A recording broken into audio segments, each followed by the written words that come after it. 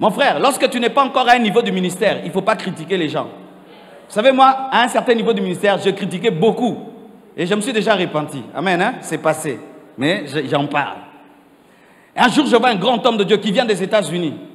Quand il prêchait là, à gauche, un soldat Marines. À droite, un soldat Marines. Je dis, regarde les hommes de Dieu perdus. Un homme de Dieu égaré, regardez. Hein? Il ne croit même pas à la protection angélique. Et il amène des soldats, des militaires pour le protéger. Les hommes de Dieu américains sont perdus. Regardez, il n'a même pas la foi. Le jour où je suis allé prêcher quelque part et j'ai failli mourir, et les anges étaient là, j'ai compris que j'avais besoin aussi d'un protocole costaud. Une fois, je finis de prêcher à Brazzaville, et le pasteur me dit, pasteur, il ne faut pas descendre comme ça. Il faudrait que les gens ferment les yeux, tu sors. J'ai dit, oh non, je suis un homme comme les autres. Laisse. Lui, il connaissait le peuple là, comment ils ont soif de Dieu. Et je descends. Tout le monde me voit comment je descends. Tu prêches sous une forte onction. Là, tu es comme métamorphosé. Et puis je descends. Une maman court. Pasteur, prie pour moi. J'ai dit, c'est normal. J'ai seulement touché la maman. Tout le monde a dit, il y a l'onction là-bas. Tu imagines 2000 personnes qui veulent te toucher. Et comme je suis grand détail, j'ai disparu. J'ai disparu et il faisait noir. J'ai entendu la voix du diable me dire, Marcelo, tu sais qu'aujourd'hui tu meurs. J'ai entendu le diable, tu es mort. Et vous savez qui m'a sauvé? Il y avait un pasteur grand de taille de 2 mètres gros. Il faisait ça, ouah, il te jette, ouah, il te jette, ouah, il te jette. Moi je passe, ouah, il te jette, ouah, il te jette, ouah, il te jette.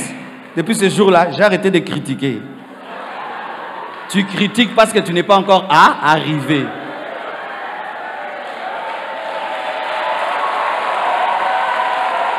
Tu critiques. Tu vois même, il y a des gens même qui critiquent. Ah, tout le temps l'offrande, tout le temps l'offrande. Tu as déjà organisé une action qui te coûte 200 000 $? Jamais. Tu as déjà organisé un programme qui te coûte 300 000 $? Jamais. Mais tu critiques, tu critiques. Tu critiques quoi? Est-ce que tu sais même ce que tu critiques? Hein, frère, il faut t'aimer. Depuis ce jour-là, si je ne comprends pas, je prie.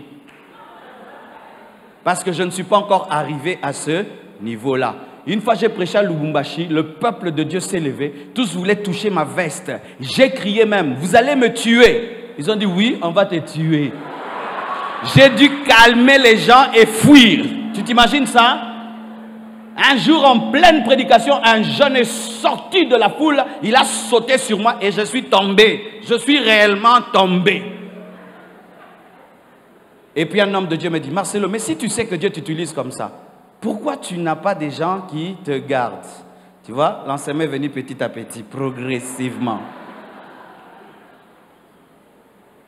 Quand on voit certains hommes de Dieu, très exigeants avec le micro, très exigeants. Oh, le pasteur là, il a des chichis, hein? Moi, j'ai déjà été électrocuté dans une église, je suis tombé.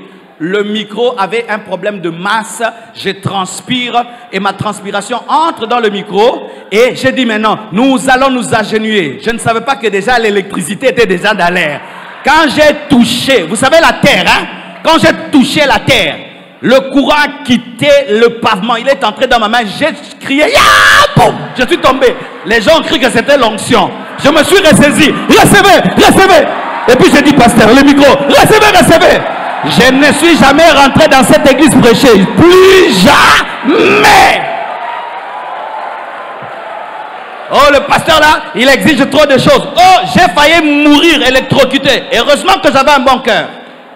Mais si j'étais malade, j'allais mourir. Et ils allaient dire quoi? Dieu m'a frappé. Ananias et Saphira. Si tu n'es pas encore arrivé, tais-toi, prie. J'étais où?